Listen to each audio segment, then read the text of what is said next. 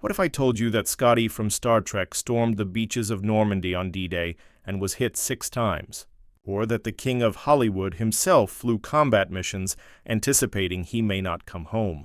These aren't movie plots. These are the incredible, true stories of stars who left fame behind to serve their country, a comprehensive look at Hollywood's biggest stars who left fame behind to serve their country in World War II and beyond, including their incredible stories of courage, sacrifice, and the battles that changed them forever.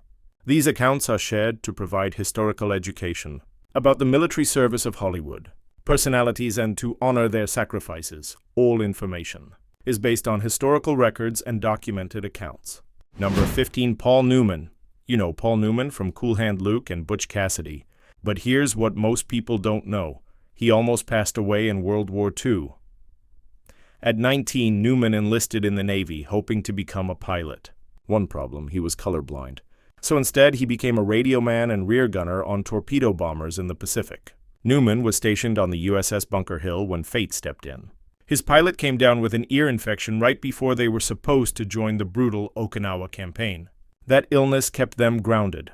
On May 11, 1945, while Newman watched from shore, 2 kamikaze planes slammed into the Bunker Hill. 3 out of 93 sailors passed away that day. If his pilot hadn't gotten sick, Newman would have been on that ship. Newman earned 3 medals and was discharged in 1946, but he never forgot watching that black smoke pour from the carrier, knowing his squadron buddies were trapped inside. That survivor's guilt haunted him his entire life and drove him to give away hundreds of millions to charity. Those famous blue eyes that made him a movie star. They almost cost him his naval career because of color blindness. Funny how life works out. Number 14, Tony Curtis. Tony Curtis lit up the screen in Some Like It Hot, but at 17 he was just a kid from the Bronx who lied his way into the Navy after Pearl Harbor. Curtis served on the USS Proteus, a submarine tender in the Pacific. His job was managing ship-to-ship communications with signal flags and Morse code. Pretty tough when English wasn't even his first language. Growing up speaking Hungarian, Curtis struggled with the technical English needed for his signalman duties. The cramped submarine conditions reminded him of his childhood poverty, but it also toughened him up. Then came September 2, 1945. From the deck of the Proteus in Tokyo Bay, Curtis had a front-row seat to history, Japan's formal surrender on the USS Missouri. After the war, Curtis used the GI Bill to study acting in New York. That military discipline he learned helped him channel his rebellious energy into performances instead of trouble. Not bad for a poor kid who could barely speak English when he enlisted. Number 13, Charles Bronson. Charles Bronson's tough guy roles weren't acting. They came from real experience. Born Charles Bukowski, the 11th of 15 kids to a Lithuanian coal miner, Bronson knew hardship before he ever saw a movie set. In 1943, he enlisted as an aerial gunner on B-29 bombers, flying 25 missions over Japan. Those cramped bomber flights triggered the same claustrophobia he'd felt working in coal mines with his father. On one mission, enemy fire tore through his plane, and he was seriously wounded by shrapnel. He earned a Purple Heart, but the real wounds were psychological. Watching fellow airmen pass away and dealing with constant terror, it changed him. After the war, Bronson couldn't adjust to civilian life. Acting became his outlet for all that inner turmoil. That quiet, steely determination you see in his movies wasn't Hollywood magic. That was forged in the skies over Japan. Number 12, Jimmy Stewart. Jimmy Stewart was already a huge star when he decided to enlist in 1941.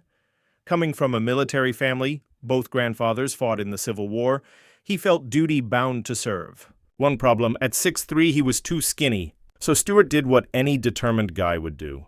He stuffed himself with spaghetti, steak, and milkshakes until he made weight. Stewart started as a private, but quickly rose through the ranks. He commanded B-24 bomber squadrons in England, flying 20 combat missions over Germany. But here's what Hollywood never told you: Stewart came home broken. The psychological trauma from combat left him unable to sleep and experiencing severe nightmares about planes exploding and fellow airmen falling. In one mission alone, his unit lost 13 planes and 130 men. Stewart suffered from what we now understand as PTSD, losing so much weight from trauma that he appeared gaunt when he returned to Hollywood when Frank Capra directed him in It's a Wonderful Life. He noticed Stewart's haunted look and worked it into George Bailey's character. Like many veterans of his generation, Stewart never spoke publicly about his trauma. He carried those psychological wounds silently for the rest of his life, demonstrating the need for better mental health support for returning servicemen. Number 11. Sterling Hayden. Sterling Hayden had it all, a $250,000 contract with Paramount and leading man looks. But when America entered the war, this 6'5" sailor-turned-actor walked away from Hollywood without a second thought.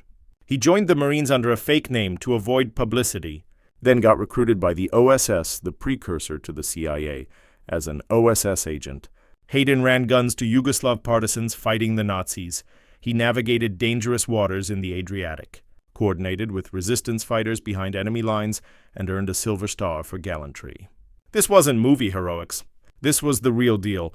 After the war, Hayden found Hollywood superficial and meaningless. In his autobiography, he wrote, "The war, for all its death and misery and terror, had been the one great experience of my life. To hell with the movies! To hell with Hollywood." He briefly joined the Communist Party in 1946, a decision he later regretted during the McCarthy hearings. That world weariness you see in his performances in The Asphalt Jungle and The Godfather came from someone who'd seen too much. Number 10. Alec Guinness. Before Obi-Wan Kenobi and his Oscar-winning performance in The Bridge on the River Kwai, Alec Guinness was commanding a landing craft under enemy fire. As a Royal Navy officer, he participated in some of the war's biggest operations: Sicily, D-Day, and dangerous missions to Yugoslav partisans. In July 1943, Guinness commanded Landing Craft Infantry 380 during the Sicily invasion, landing British troops on the beaches under heavy fire. A year later, he was back at it for D-Day, again landing troops at Normandy amid intense combat. His most dangerous mission came in 1944 when he was sent to Yugoslavia to supply arms to partisans. His landing craft survived multiple attacks from German patrol boats and aircraft, as well as a brutal storm that nearly sank them.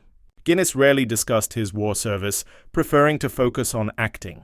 But those leadership skills and those intense, high-stakes experiences gave weight to his military roles, especially his Academy Award-winning Colonel Nicholson.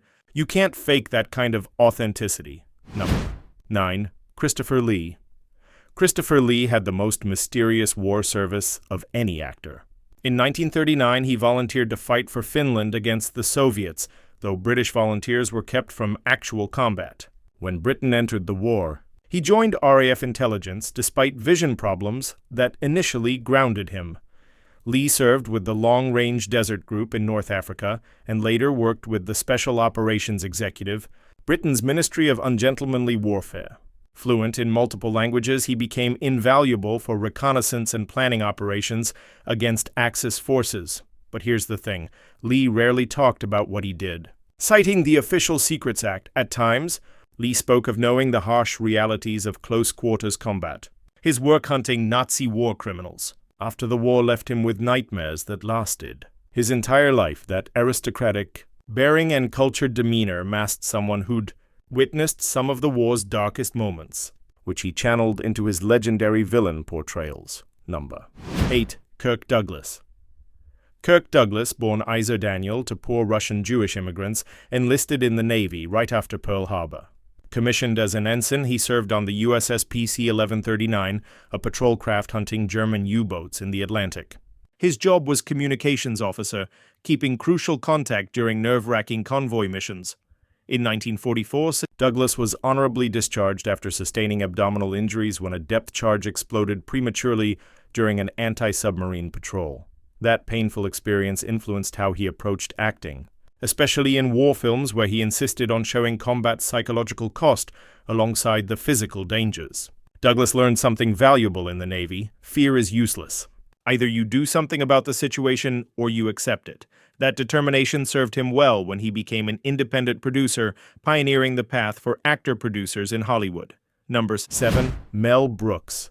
Mel Brooks was just 17 when he was drafted, and the Army made him a combat engineer. You know, the guy who defuses landmines. As Brooks joked later, "The two things I hate most are combat and engineering." But his humor masks serious heroism. This Brooklyn kid saved countless lives by defusing bombs with steady hands while enemy fire crackled around him. Brooks served with the 1104th Engineer Combat Battalion during the Battle of the Bulge. In one surreal moment that perfectly captures his spirit, he confronted German soldiers across battle lines by singing "Toot, toot, tootsie goodbye" through a megaphone.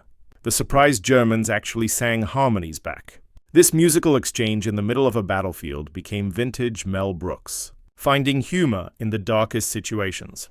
As the son of Jewish Russian parents, Brooks was fighting the regime's systematic persecution of Jewish people.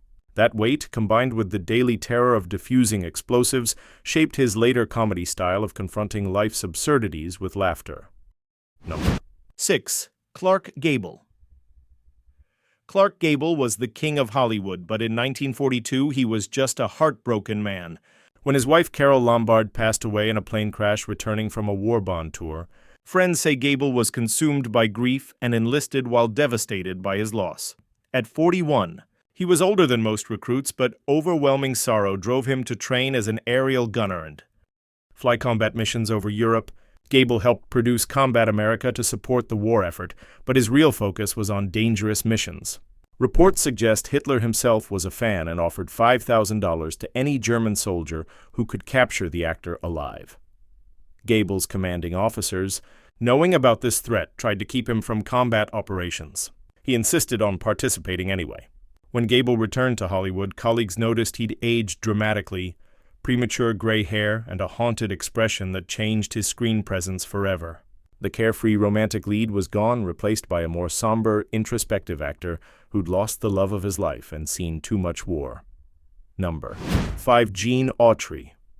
Gene Autry was making over $600,000 a year, millions in today's money, when he walked away from it all to serve his country. The singing cowboy was 35 and at his career peak when he enlisted in the Army Air Forces in 1942. He took his oath live on his hit radio show Melody Ranch, turning a personal decision into a public call to service. Commissioned as a flight officer in 1944, Autry flew the treacherous hump route over the Himalayas in the China-Burma-India theater. These missions were notorious for extreme weather, high altitudes causing altitude sickness, and the constant threat of drifting into Japanese territory. More than 1,000 airmen and 600 aircraft were lost on this route.